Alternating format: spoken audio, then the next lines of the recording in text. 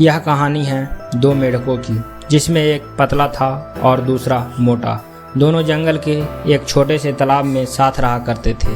बचपन के दोस्त थे दोनों, साथ में ही खेलते कूदते बड़े हुए थे। वे दोनों दिन भर तालाब में खेलते, उछलते, गप्पे मारते और मस्ती किया करते थे। उन दोनों को ही तालाब के आसपास के इलाकों के नई नई जगहों पे जाकर घूमना अच्छा लगता था। एक दिन ऐसे ही साथ में घूमते हुए दोनों जंगल के बाहर एक खेत में पहुंच गए।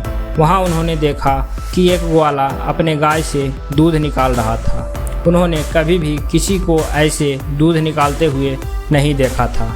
ग्वाले ने दूध निकालकर एक बाल्टी में भरकर रख दिया।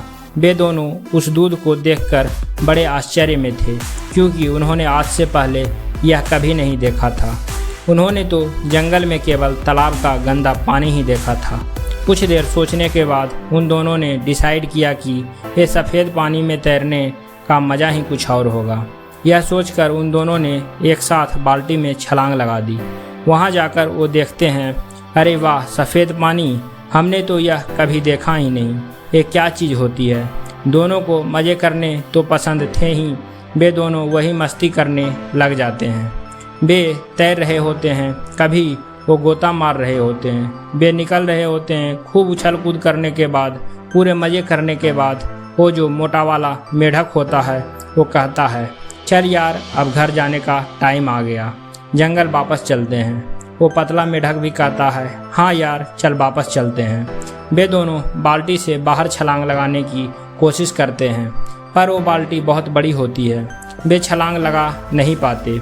वो दोनों बाल्टी के किनारे जाकर बाल्टी की दीवारों से छलांग लगाने की कोशिश करते हैं, पर वो देखते हैं वहाँ बहुत ज़्यादा फिसलन है। वे जब भी कूदने की कोशिश करते हैं, उनके पैर फिसल जाते हैं। उन्होंने लगातार कई बार प्रयास किया, कभी बाल्टी के बीच से तो कभी बाल्टी के किनारे उनकी दीवारों के सहारे कूदने का, लेकिन दूध की चिकनाहट और उसकी फिसलन की वजह से वे बाल्टी से बाहर नहीं निकल पा रहे थे। अब जो वो पतला वाला मेढक होता है, वो मोटे मेढक को बोलता है, भाई देख, निकलना तो है हमें इस बाल्टी से बाहर, इसलिए हमें कोशिश तो करती रहनी पड़ेगी। पर हमने बहुत बार कोशिश करके देख लिया, इसीलिए मुझे लगता है हम खुद तो इस बाल्टी से बाहर नहीं निकल पाएंगे, क्योंकि यहाँ बहुत ज़्यादा फिसलन है। तो हम क्या करते हैं, हम तैरते रहते हैं। अगर हम तैरते रहेंगे तो कोई ना कोई आकर हमें बाल्टी से बाहर निकाल ही देगा। मोटा मेढक उस पतले मेढक की बात मान लेता है और दोनों तैरते रहते हैं। 1 घंटा, 2 घंटा, 3 घंटा हो गए, वो तैरते रहते हैं। कोई आकर उन्हें बाल्टी से बाहर नहीं निकालता। अब वो जो मोटा मेढक होता है, वो तैरते तैरते थक जाता है। वो कहता है, भाई अब मैं और पैर नहीं चला पाऊँगा, कई घंटों से तैरते तैरते मैं थक गया हूँ। वो पतला मेढक कहता है, भाई देख, अगर तू पैर चलाना बंद कर देगा तो तू डूब जाएगा और कुछ देर में सांसें रुक जाएगी और तू मर जाएगा। अपन को मरना नहीं है भाई, तू पैर चलाता रह। वो मोटा मेढक थोड़ी देर तक और पैर चलाता है, फिर कहता है, भाई देख, हमने बहुत साथ दिया एक दूसरे का, हम दोनों बचपन के दोस्त हैं, आपस में बहुत मस्ती की, हंसी ठिठोली की, हमेशा साथ रहें। लेकिन मुझे लगता है कि आज ये सब खत्म होने वाला है। आज हो सकता है कि ये मेरी ज़िंदगी का आखिरी दिन हो। मैं और मेहनत नहीं कर सकता, मैं और पैर नहीं चला सकता, और शायद मैं अब डूबकर मर जाऊंगा। और उस पतले मेढक की आंखों के सामने उसका हुआ बचपन का दोस्त डूबकर मर जाता है। यह सब देख वह पतला मेढक और ज़्यादा तेज़ी से पैर चलाने लगता है।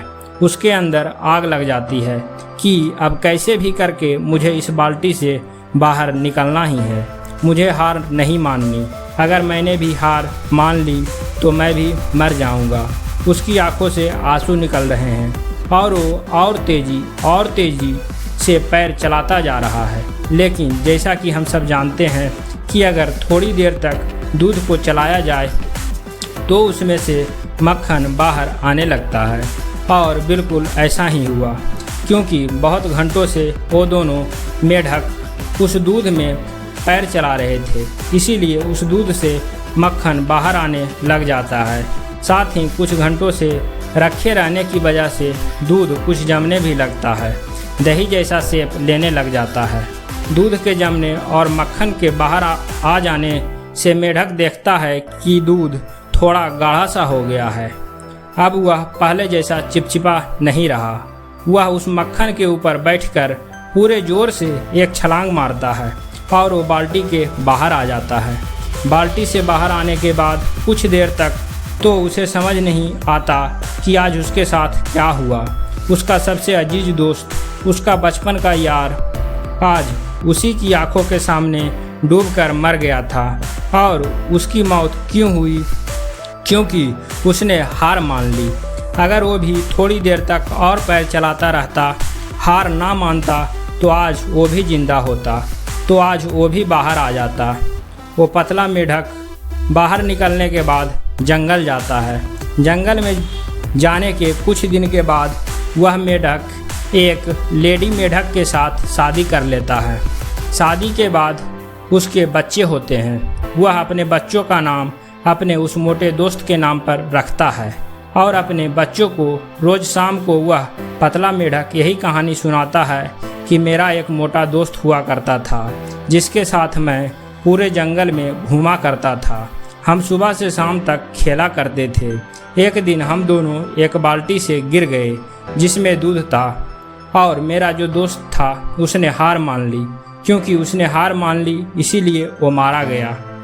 मैं तुम बच्चों को भी यही सिखाना चाहता हूँ कि ज़िंदगी में चाहे कुछ भी हो जाए लेकिन हार मत मानना। अगर तुम लोगों ने हार मान ली तो तुम्हारा भी वही हश्र होगा जो मेरे दोस्त का हुआ। दोस्तों, इस कहानी से हम सीख सकते हैं कि दूध का दही जरूर बनेगा लेकिन उसमें वक्त लगता है।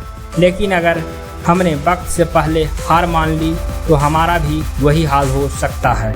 हो सकता है हमें ज़िंदगी में अभी तक वो सब कुछ ना मिला हो जो हम चाहते हैं, लेकिन लाइफ में मिलता उन्हें ही है जो कभी हार नहीं मानते। ये भी हो सकता है कि हमें वो सब ना मिले जिसे हम हासिल करना चाहते हैं, लेकिन हमसे ये सुकून कौन छीन पाएगा कि हमने उस चीज़ को पाने के लिए आखिरी दम तक प्रयास किया। एक बात हमेशा याद रखना दोस्तों, हम हारते तब नहीं जब लोग हमसे कहते हैं कि तू हार गया, बल्कि हम हार तब जाते हैं जब हम खुद हार मान लेते हैं। धन्यवाद।